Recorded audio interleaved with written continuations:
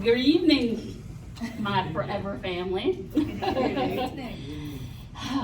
Thank you for all of those who came out to support me. I just humbled right now.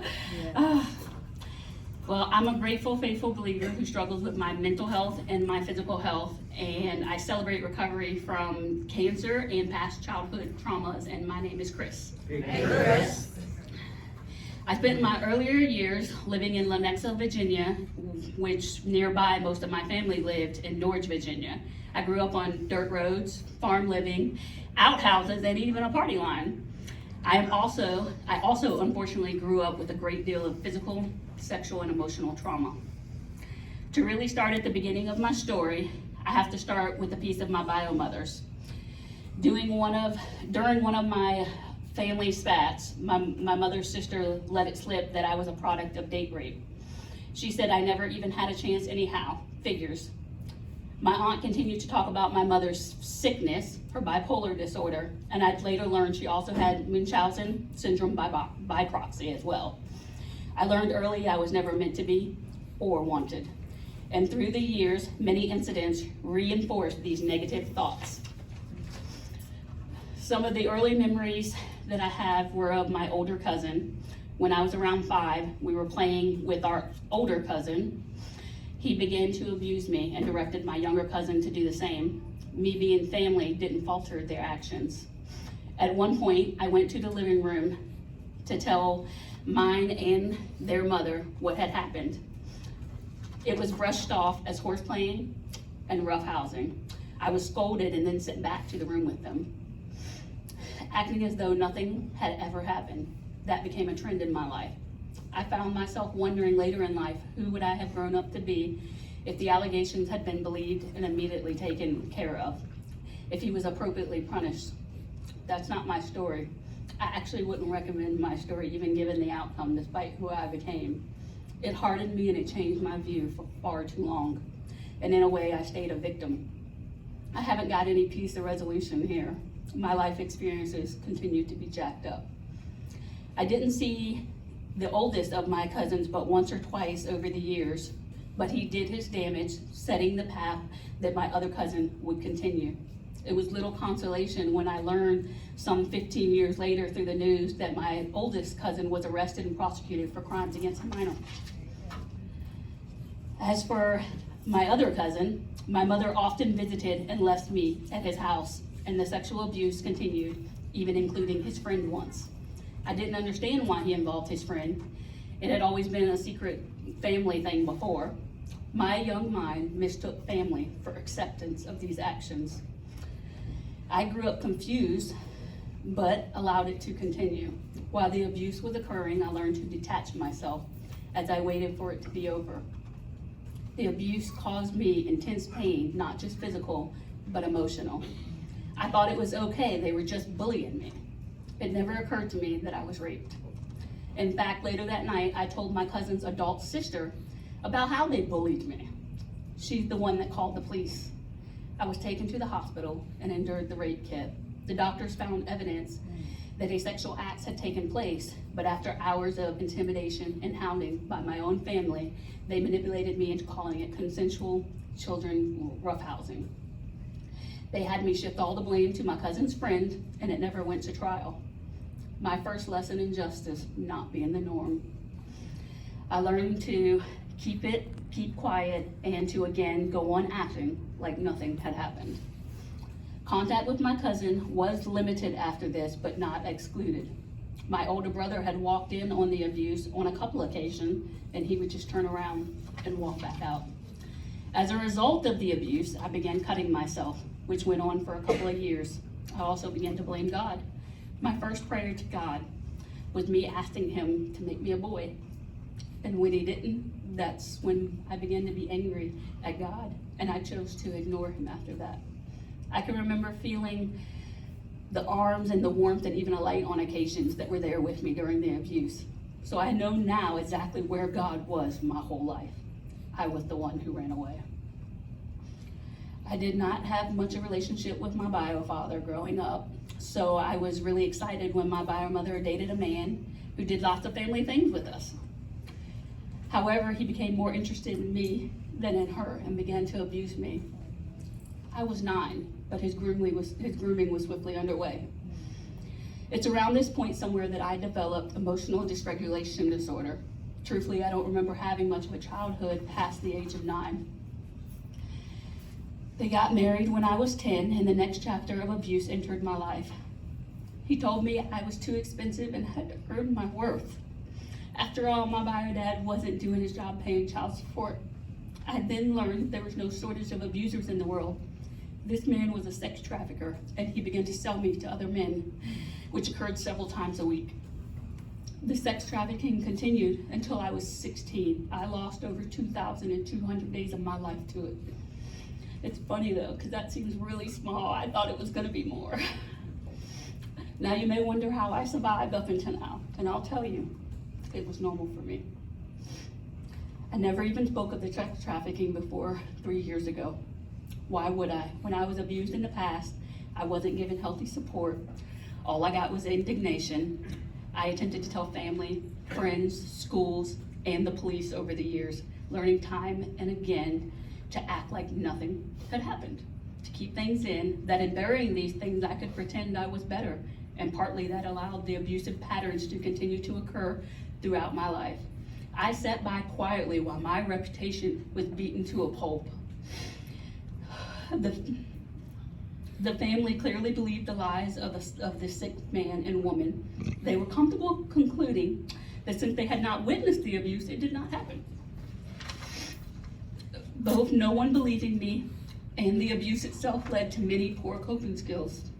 Some of those poor coping skills included running away at 16, having sex with lots of other men, ending up in detention and later jail, self-medicating with alcohol. Blessedly, I was able to quit, but that left me going back to feeling insignificant and always afraid. I didn't know what happiness was. I didn't know what truth was. The abusers were attracted to my adolescence, and this was confusing for me. As a defense mechanism, I was a tomboy, and that still didn't turn them away. They haunted me. I don't know why I trusted any of them. It never got me anywhere each and every time. I just knew after this I would never fully trust anyone again, myself included. At 18, I was working at Food Lion in Winsburg and met the man I would marry. He was my very own stalker. He was getting my schedule from my manager, his friend, and repeatedly making appearances and flirting in outlandish ways. He gave me his number, and though I wanted to call, I hesitated because I had decided I wanted marriage and kids, and I had a checklist for this that I intended to follow. 2 weeks till my apartment was ready, I found myself needing a place to stay again, and my manager pointed to Martin and said, move in with him, he has a room. A few weeks into living together, I unceremoniously informed Martin I would be his wife, and I even took him to pick out and buy my ring. I was ready. I don't remember what drew me to the ring with the crosses etched on them back then, but I know now. I still proceeded to test Martin over the coming months, and by high school graduation 2002, we were official. We just hit 21 years together.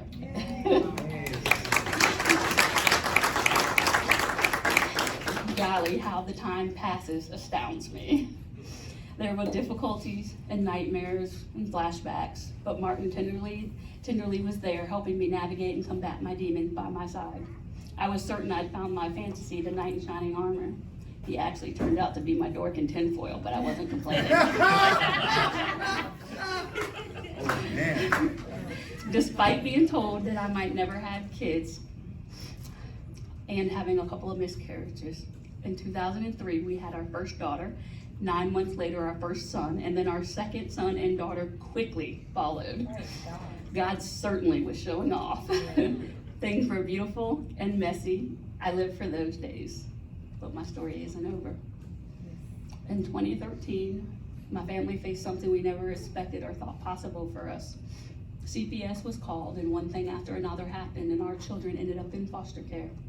We had no other family that we were talking to in the state or real friends at the time. We didn't get to see the kids again until 3 months later. I grew very depressed. I thought that I would never see them again. I was so angry at God that he let this happen, and I wanted to know why. So I began to seek church. I think I was so blinded by the need to grab and shake God that I actually thought that he was going to be in one of those churches that I walked in and I would physically find him. I did find God all right. Of course, it took time for it to sink in. I think God was trying to show me that he was always there and I should have been turning to him all along. I had neglected God and the church for years. On many Sundays, my bio father would take me to my Oma's Lutheran Church. This was the extent of my church life, so I didn't have much of a relationship with God. I believed in him on occasion, but more often than not, I just believed there was a God. I didn't live in his light, do his works, glorify him or his name. Simply saying I believed didn't make me a true Christian. I wasn't such a great person after all.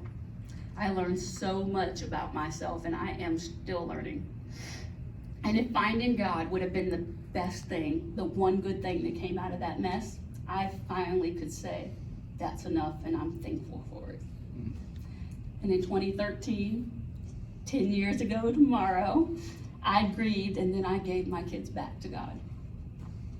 Thanks to God, I have several amazing women that showed me a way of life that helped me be a better person and feel loved. I had a thirst for the Bible and the Word. This led me to another decision that marked my life. I decided to be baptized Easter Sunday, 2014. But it wasn't all good. God had further lessons and blessings in store for me. We received paperwork that our parental rights were going to be severed. Depression was my constant companion, and he led me straight to an institution after attempting suicide. While I was in the institution, I turned back to God. There was no chaplain there, so I always had my Bible out. People began to ask me questions, and one day they were all gathered around me. Apparently I was leading a Bible study. I heard a voice, and it said, "Did you see what I did there? I gave you mountains so you could show others they could be moved." Yeah. I knew then that I was meant to be in mental health and a chaplain. I continued to return and minister to the people there when I was released, and I got a tattoo of a verse that would help keep me going. Ecclesiastes 7:17, don't be too sinful and don't be foolish. Why die before your time comes? It wasn't long after that at a women's conference, I talked about my grief with the woman next to me. She liked to talk, specifically she liked to talk about Celebrate Recovery. I started attending immediately, and I found such relief in just being able to share, and I had a lot to share. I had a strong desire to be seen and heard and to get validation then. So of course I jumped right into a step study.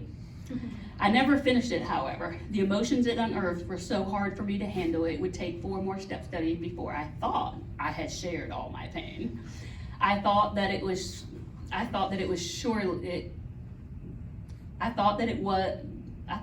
it, and surely I must be recovered now. So I took a break from CR at this point, after only a few years.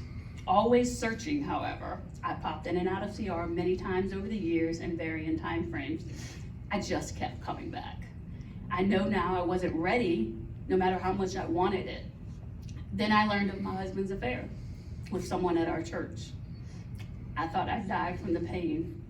This was not like the pain I felt when the past hurts I'd endured. And I knew then what unconditional love was and believed in it, because I still loved him, even though I felt foolish for this. The old feelings of worthlessness stuck back in and got worse when the minister of the church called to tell me I was no longer welcome there anymore. I needed a meeting, and so I went back to CR and got in a step study. Martin followed me this time and began to engage himself. I still wasn't truly ready to apply the principles and steps to my life. I struggled with step 3. We made a decision to turn our lives and our wills over to the care of God. This required relinquishing control. And when I give Jesus the wheel, we be off-roading.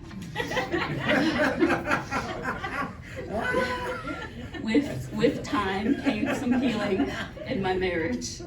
It was Easter Sunday 2016, and Martin asked me to get rebaptized with him. He wanted us both to have a fresh start in our marriage with God at the head this time. If God could forgive him completely and wipe his slate clean, who was I to do any different? He'd be a new person with a new start, and that is something that I know about. Over the next few years, I experienced more church hurt and marriage hurt. However, God also kept strong women in my life, strong Christian women. My first sponsor embodied gentleness and compassion that I didn't realize I really needed. My new best friend shared with me her time, her light, and even her mother. My second sponsor gave me wisdom, complete honesty, and the ability to trust again. In 2019, I started college. I would spend 4 years in med school maintaining a 4.0 GPA and getting a dozen letters after my name. I attended a few sporadic CR meetings up until the summer of 2021 when I was getting my last certification. We headed back to CR and a step study. It didn't take long to realize I hadn't done any of the step studies in the past right or dealt with everything. But this time was different because God convicted me in that step study to be transparent. And I ended up doing 2 step studies at once, back to back, because of that. This time, unpacking all the childhood abuse and the pain was immense. But I survived the abuse by God, and I will survive the recovery. Yeah. I was finally ready to work the program. I was open to it all. That's when I experienced the spiritually freeing level of recovery that brought about forgiveness and healing that I had never hoped for. It gave me the ability to put everything out into the universe so that I could untangle the sick people of my past from my future. Choosing to put down what wasn't mine, forgiving them all to save what was left of me, reminding myself of my worth, but I take no credit because I know what God did. The darkness I was exposed to in childhood seeped deep, but there was no place that my God could not reach. We started attending a new church we've been watching online that we let God lead us to. We found ourselves surrounded by many godly brothers and sisters. Come December, we joined Broken Chains Jesus Christ, an organization of bikers and bike lovers who have found healing and recovery through Jesus Christ. With BCJC, we gained some new forever family, which came with new events, rallies, and rides. I even rode a motorcycle again for the first time since I was 18 and my surrogate father died on one. We were co-leading at CR, and I was learning the art of listening. A new chapter of life and healing had started. God has even brought BioFamily back into our lives, including our oldest daughter. And we are in the process of restoring these relationships in love. I'm following his lead and the program. Life still has hiccups. In 2022, I survived cancer, and with that surgery, with great Christian doctors that God provided. Then I was diagnosed with borderline personality disorder, but with the help of a lot of therapy, I began to start a long journey of rewiring my brain. Thanks to continuing to come back to CR, I am healthier in mind and spirit to handle these things. Amen. To the newcomer, I love you. It's okay if you don't believe it or if you aren't ready to hear it. I wasn't either once. But there's enough hate in this world, and folks are hating for no reason at all. And we have the greatest reason of all, to love. We have the best reason. God said so. Yeah. John 13:34, a new commandment I give to you. Love one another as I have loved you. So you also must love one another. Let me say it again. Feel free to say it with me and turn to your neighbor and say it as well. I love you.